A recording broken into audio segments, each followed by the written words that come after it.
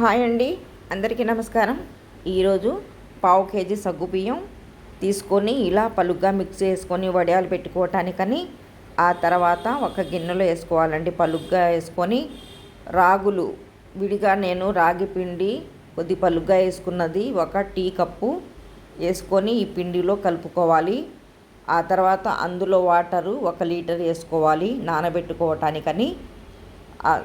అవంతా నానబెట్టుకుని బొబ్బుల్లా వస్తే అవన్నీ కదుపుకుంటే ఆ గిన్నె నిండా వస్తుందండి. నూక నాని పలుగ్గా వేసుకుంటే ఆ తర్వాత 1.5 లీటర్ మళ్ళీ మనం వడియాల కోసమని ఎసరు వేసుకోవాలి. అప్పుడు 2.5 లీటర్ల వాటర్ అండి. ఒక పండు మిరపకాయ, కొంత అల్లం తీసుకొని ఇలాగా రోట్లో నలగొట్టి పక్కన పెట్టుకోవాలండి.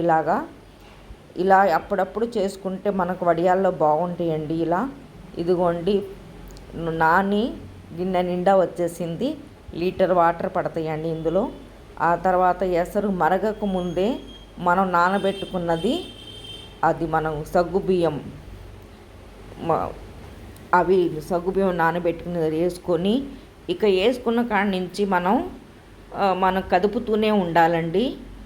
కదుపపోతే అడుగంటిపోయి నల్లగా మాడిపోతుంది. ఇలా కలియ పెడుతూనే ఉండాలండి.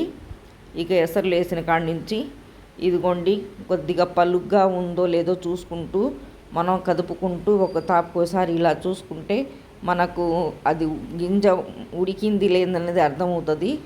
అప్పుడు ఇది పండుమిరపకాయ అల్లం పేస్ట్ వేసుకొని ఇలా కదుపుకోవాలండి.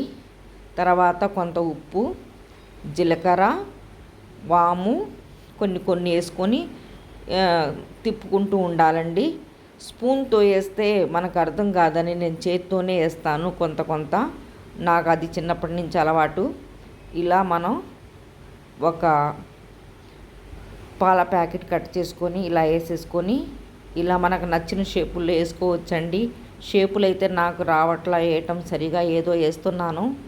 కాకపోతే ప్రయత్నం చేయాలి కదా, అందుకోసమని ఇలా లెటర్స్ ఏదో నాకు వచ్చినవి వేస్తున్నా. నాకు చదువులేదు కదండి, వచ్చింది వేస్తున్నా. చదువుకున్న వాళ్ళైతే మన వాళ్ళకు మంచిగా లెటర్స్ వస్తాయి, ఏ మోడల్లో వేయాలో ఆ మోడల్లో వేస్తారు.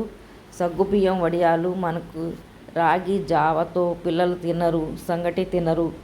ఇప్పుడు పిల్లలు అవి తినమంటే నాకొద్దు, నూడిల్స్, ఈ పాప్కార్న్స్ ఇలాంటివి పెట్టమని అడుగుతారు.